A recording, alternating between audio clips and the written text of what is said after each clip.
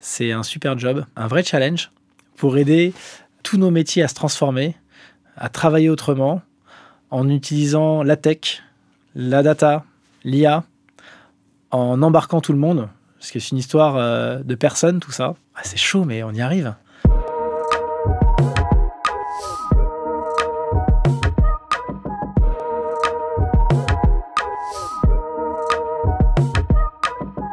Qui es-tu ? Bonjour, je m'appelle Sylvain. Ça fait 21 ans que je travaille chez Forvis Mazars. J'ai passé 15 ans à l'étranger. 5 ans en Chine, 10 ans en Russie. Une super expérience dans ces deux pays, une nouvelle culture, des gens géniaux que j'ai pu rencontrer.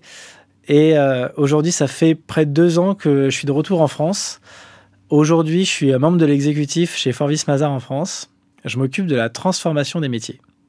C'est un super job, un vrai challenge pour aider tous nos métiers à se transformer, à travailler autrement, en utilisant la tech, la data, l'IA, en embarquant tout le monde, parce que c'est une histoire de personnes, tout ça. Ah, c'est chaud, mais on y arrive. Quel était ton rapport avec la data avant ? La data, je dirais que je suis entré dedans quand j'étais bébé. C'est ma maman qui m'a tout appris.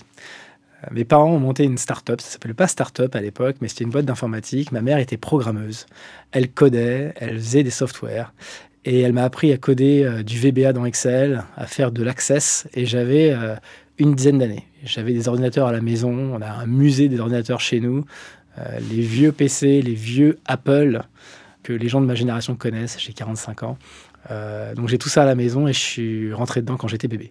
J'ai pu apprendre comment ça marchait. Après, je suis devenu un petit peu geek. Je codais un petit peu et j'ai fini par faire des études d'ingénieur parce que j'étais bon en maths et en physique. Et donc, je me suis retrouvé dans les sujets data tout au long de ma jeunesse. Aujourd'hui, je suis en plein dedans chez Forvis Mazars dans mes activités.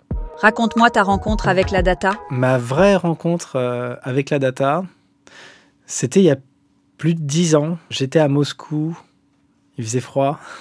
On avait, avec mes équipes, 500 personnes à gérer. On avait 6 bureaux dans 4 pays différents. Et moi, j'aimais savoir quelle était ma position de cash. Mais est-ce que j'ai du cash, assez de cash pour payer mes équipes ? Qui me devait de l'argent ? Et en fait, la compta nous donnait des Excel ou des images. C'était pas précis. Comme c'est des pays qui sont différents, donc c'est pas les mêmes banques, c'est pas les mêmes systèmes. Donc 500, 600 personnes, ça paraît pas beaucoup, mais en fait, on avait un environnement qui était déjà complexe. J'avais besoin de collecter toute cette information en temps réel, quel client m'avait payé, combien de cash j'avais sur tous les comptes bancaires différents qu'on avait d'une ville à l'autre, d'un pays à l'autre. Et tout ça, je voulais que ce soit juste sur mon téléphone, mon iPhone, sur quelque chose de simple, et j'avais pas besoin de passer un coup de fil. C'était beaucoup de data engineering derrière, avec un peu d'applicatif derrière à la fin. Et on avait ça en temps réel pour mes associés et moi. Ça a été super. On s'est dit, enfin, on peut piloter. On n'a plus besoin d'embêter nos équipes qui travaillent là-dessus pour nous fournir cette info. On l'a, c'est accessible, c'est maintenant. Ça, pour moi, c'était un vrai game changer. Et je me suis dit, il y a vraiment plein de choses à faire. C'est comme ça qu'on doit travailler. Je l'ai fait juste pour cet exemple-là, mais il y en a plein d'autres où on s'est dit, il faut qu'on le fasse là, il faut qu'on le fasse là, il faut qu'on le fasse là. Donc c'était la première lancée qui était de dire « juste ma position de cash ».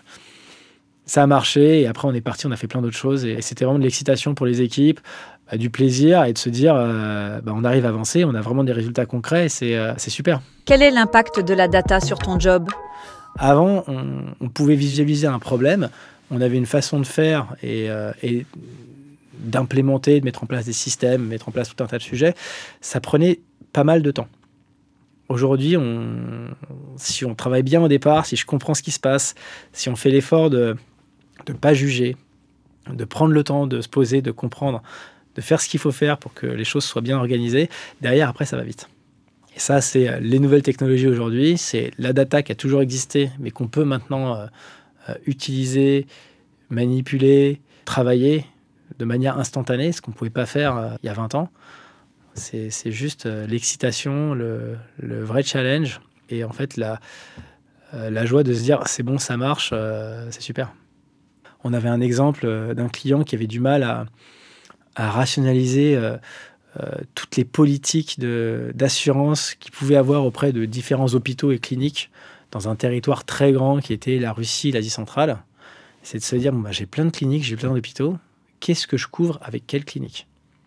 Des bases de données qui sont compliquées, des personnes qui passaient leur journée dessus pour essayer de choper l'information et d'arriver à retrouver. Et là, en fait, la data nous a permis de mettre en application ce qu'on avait dans la tête. On s'est dit, bon, comment est-ce qu'on peut résoudre ce problème qui est quand même un peu compliqué? On s'est dit, allez, on va utiliser Google Maps, ou à l'époque, c'était Yandex Maps. On a une adresse, on a un bout de nom de clinique, on va faire tourner des algorithmes, on va comparer ça à une base de données, à une autre base de données de police. On va mettre un peu d'algorithme derrière. Et on s'est dit, bon, est-ce que ça va marcher? On ne sait pas. Au pire, on met 40 personnes dessus, en un mois, on y arrivera. Et bien, en fait, ça marchait. Et on arrivait à régler et à identifier des polices d'assurance par clinique, par localisation, par ville, par endroit, sur un territoire énorme. On avait un taux de succès de 97%. Et ça, c'était génial. Quand je rentre le soir, et généralement, je rentre le soir et je vais boire un verre avec mes équipes, on prend une bière, on se dit... et on sourit et on rigole parce qu'on se dit, est-ce qu'on était sûr qu'on y arriverait? On dit non, mais on y est arrivé. Et donc, c'est super. Quel est l'impact de la data sur toi? D'un côté, j'adore et je trouve ça génial, mais je vois beaucoup de dangers. J'ai 3 enfants, 7, 11 et 15 ans. Ils s'en prennent plein la gueule de la data. Le grand a son portable, mais ça arrive tout le temps, ça pop-up, c'est du WhatsApp, c'est du Snap, c'est de l'Insta, c'est du TikTok. C'est comme ça, donc on vit avec. Et j'en parle beaucoup avec mes enfants. Donc ça, c'est le mauvais côté de la data, et auquel j'essaye de protéger mes enfants de ça.